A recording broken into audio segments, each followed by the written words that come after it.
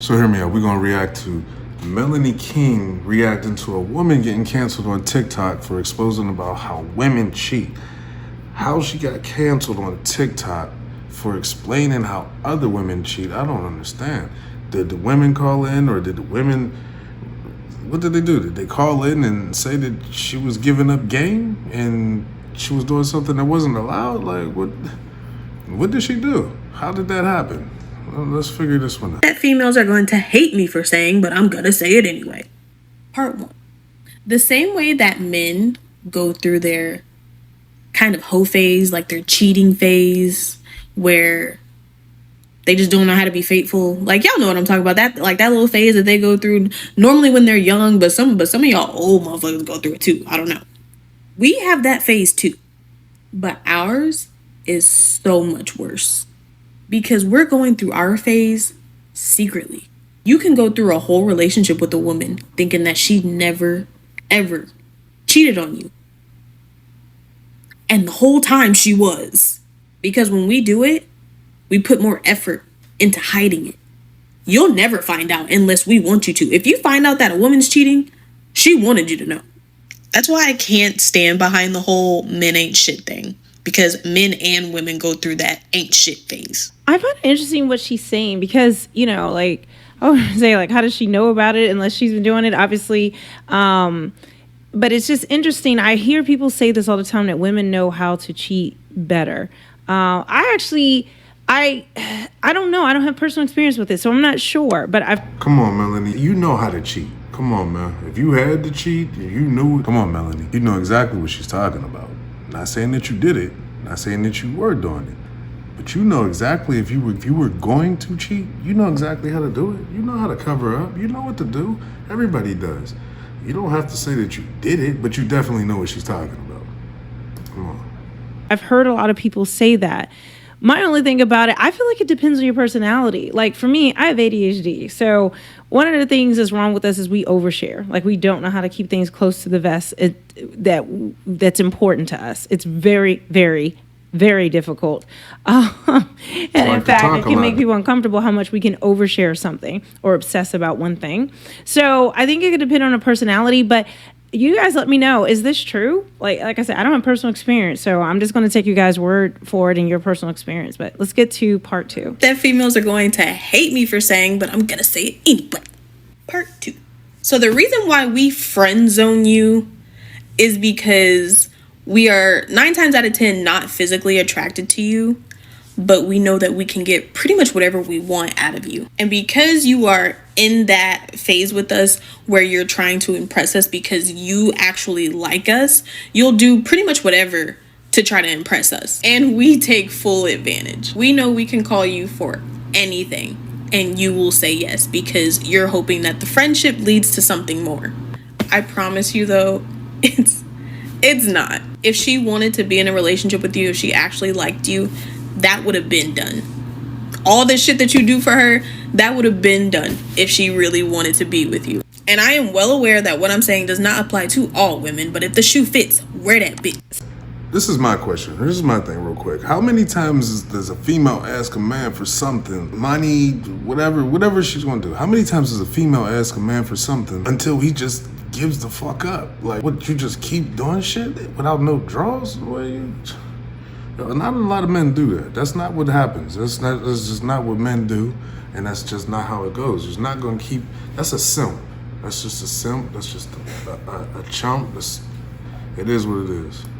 So yeah, I agree with her. Like if you're getting friend zoned, that woman is not physically attracted to you, or there's something about you, like she knows that you. Or maybe she knows about something about your past. I say also women will not want to be with you based on women you've been with in the past. Like if they feel like you get low quality women, then don't want to be with you. It could be you don't have a certain amount of money. You don't have a certain amount. Well, there we go. I was waiting for some shit like that to come up. I'm thinking money from the rip. She talking about everything else. No, you know damn well you done seen some super fly females with some fat motherfuckers. You like, what the? How got hair on the sides of his head. All this is bald and you fat. You got moobs and shit. And you gotta fly. Come on, man. Yeah, so it ain't always about the looks. So definitely more so about that paper. Them looks, you know, people override looks a lot, especially whenever they got an ulterior motive. On a call, it could be a lot of things, but it starts with ground zero is going to be she is not physically attracted to you. And there's nothing, you know, you could really do about that other than, like, say if you're really out of shape, you can work out and try to get in shape. But then do you really want to be with a woman who didn't want to be with you based on who you are? But, you know, the shoe's on the other foot, guys. Be honest. Would you want to be, you know, you may friend zone a woman as well because she does not physically live up to what you wanted. So if she worked out and got in shape, and I mean, she wouldn't have got friend zone. We just probably wouldn't even talk to her. She'd just be one of those, hey, how you doing? Good job. Yeah, you know, and keep it moving.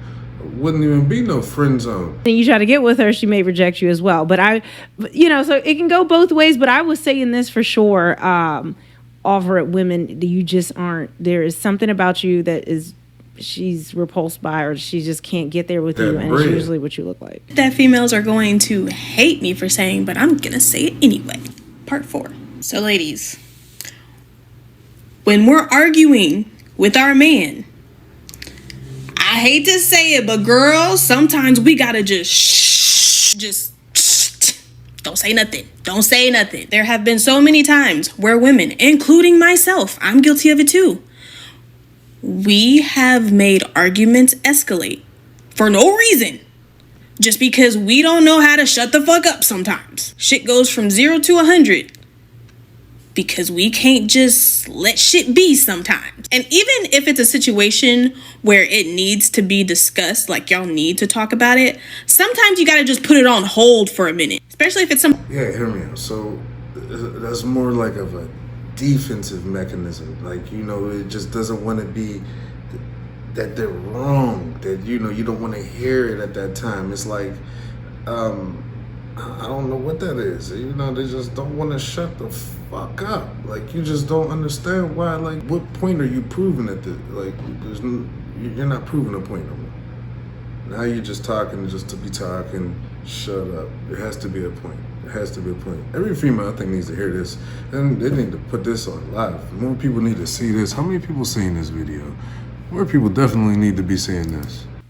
Something that's pissing him off, you got to give him a minute to calm down. Let it marinate for a second. Just shh. Yeah, I agree with her with this because I think, I you know, agree, sometimes too. we as women, let's be honest, we can find it energizing to argue a point and to get those feelings out. It's almost like emotions have to boil over and they need to go somewhere. And so, you know, a lot of times it will boil over in a disagreement or an argument and maybe escalate things because, you know, it's just, we can just, you know, the world, like I always tell people, women are encouraged to be emotional, to share, to say what's wrong, to say what's going on, and to, you know, cry about it, react how they react, be themselves, live in their truth, okay, which is a big thing now. But men, since early age, are taught don't, like, you know, to bottle up their emotions, keep it inside, and to, you know, suppress it. And in fact, men who are overly emotional are seen as more feminine, not being able. Yeah, but now we're getting off track. Now we're getting off. No. Now we're getting off track. The whole thing is that from the beginning, there's just too much talking. She just said it. Sometimes women need to just shut up. She's not talking about what the other man and his feeling. That's not what it was said. That's not it. Able to control themselves and kind of have that masculine, you know, that stoic kind of personality, that stoic way that they behave. And so, you know, it is seen, I think, being argumentative, loud, and all this other stuff, it's more, you know, it's more thought of as a feminine trait than a masculine trait. Females are going to hate me for saying, but I'm gonna say it anyway. Part 6. All right, so ladies, hear me out. Your bad attitude might be the problem. The constant bickering, fussing, fighting, all that might be the problem. I know it because I've done it. I used to fuss and fight and bicker and nag my man to death, which ultimately led to a lot of our problems that we had in our relationship that caused us to separate. Not saying that we didn't have other problems that led to it, but Me doing that did not help, which might be the case in your situation as well. Now, that doesn't mean that the problems in your relationship are all your fault and they're all caused by your bickering and nagging, but maybe it's time to take accountability for the part that you play in it. I like what she said at the end there, because this doesn't mean that like men don't have issues or men aren't doing stuff. Okay, so stop. Like, quit. You just looking to unload. And listen, don't come here unloading on me with your emotional issues. I got enough problems in my life. Listen, you will not be tolerated. Go unload on somebody else who can take it. But the same thing, I would say that for a lot of us, women, the stories we hear so much is that it's the man. Women will talk about how the relationships, everything is the man's fault. Everything's the man's fault. But the reality is both people have a part to play in the downfall of our relationships. But it's almost seen as dirty or taboo, or you can get canceled by saying, women need to take accountability for the parts that they've played. Doesn't mean the man didn't do something worse, than you did, or it wasn't, some things weren't justified, or same thing for men. If you behaved in a certain way, maybe it was justified based on ways your former girlfriend or ex-wife, whatever, was behaving in a certain way, maybe justified. But in reality is, and even in this red pill space, a lot of talk about how it's all women, but let's be honest, both people have a part to play. But what I will say in society, though, it is almost, like I said, it's taboo. It's almost like men are supposed to acknowledge all the wrongs that they've done, all the things that they've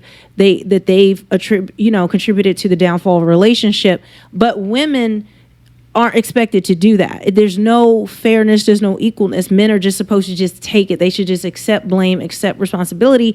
And us women, get away with it and just brush it off and act like you didn't do anything. It's more or less of a I didn't say anything, or I'm just saying, or maybe I didn't do anything. And you're thinking like, what? Like, there's no accountability for any things that you were just saying or doing. How are we going to get past this point? How do you get past this point if you're not learning from the situation? If you're not learning from the situation, we're going to come back to the same point, and then now we're going to start all over again. Definitely why a lot of relationships are going to break up. There's just no accountability, and the nagging will definitely push someone away.